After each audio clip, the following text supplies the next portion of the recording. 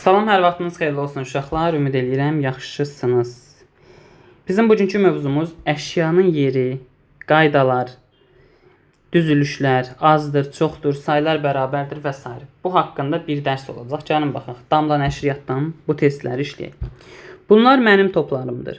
Mənim toplarım səninkindən azdır. Gəlin baxaq görək nə deyir. Aşağıdakılardan hansı Turalın toplarının sayı ola bilər? Aydanın topuna baxırıq. Sayı neçədir? 9 topu var Aydanın. Tural da deyir, mənim toplarım səninkilərindən azdır. Mənim toplarım səninkilərdən azdır. Deməli 9-dan az olan götürəcək. Gəlin baxaq. 9-dan az olan hansı olacaq? C variantı olacaq uşaqlar. Çünki C variantında 8 top var. B variantında 9 olsa bərabər olar. A variantında 10 olsa Turalınki çox olar. Amma Tural deyir ki, mənim topum daha azdır. Deməli onda cavab C variantı olacaq. Sual 2. Aşağıdakı ifadələrdən hansılar doğrudur? Gəlin baxaq. Gəl baxaq. 13 armud 7 armuddan çoxdur. Yaşıl düzdür. 6 çiyələk 17 çiyələkdən azdır. Bu da düzdür. 14 alma 9 almadan azdır. Xeyr. Deməli, üçbucaq olan yanlışdır. Üçbucaq olan yanlışdırsa, elə A və C variantları silinir. Geriyə qalır nə? B variantı. Yəni, yaşıl və çəhrayı rəngdə olan düzdür. Yəni, 13 armud 7 armuddan çoxdur. 6 çiyələk də 17-dən azdır. Cavab B. Sual 3.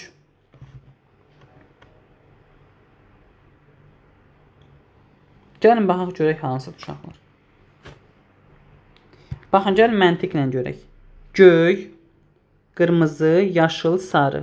Göy, qırmızı, yaşıl. Növbət dəfə sarı ilə başlamalıdır. Sarı ilə başlayan heç biri deyil, sarı ilə başlayan budur. Bəs sarıdan sonra gələn necə müəyyən edirik? Biz burada görürük ki, sarıdan sonra gələn hansıdır? Baxın, sarıdan sonra görürsünüz, nə gəlib? Mavi gəlib. Deməli, sarıdan sonra da mavi gəlməlidir və cavab B variantı oldu. Sual 4. Buludların sayı hansı qrupdakı həşəratların sayından azdır? Gəlin baxaq. Neçə bulud var? 12 buludumuz var. Bizdə deyir, buludların sayı hansı həşəratdan azdır? Gəlin baxaq. Parabüzənin sayı 10-dur. Parabüzəndən çoxdur. Deməli, bunu götürmürük. Yəni, burada cavab bu deyil. C-yə baxırıq. İlbiz. 11 ilbiz var. 11 ilbiz də azdır. Yəni, bizdə bulud daha az olmalıdır. Amma bulud ilbizdən də parabüzəndən də çoxdur. Deməli, onda arıdır. Neçə arı var? 14 arı var. Deməli, cavab B variantıdır. Gəlin, baxaq. 0, 1, 2, 3, 4, 5, 6. Gəlin, baxaq, növbətlər necə olacaq. Uşaqlar, burada 0-dan tutmuş 10-a qədər sayıb. Gəlin, baxaq.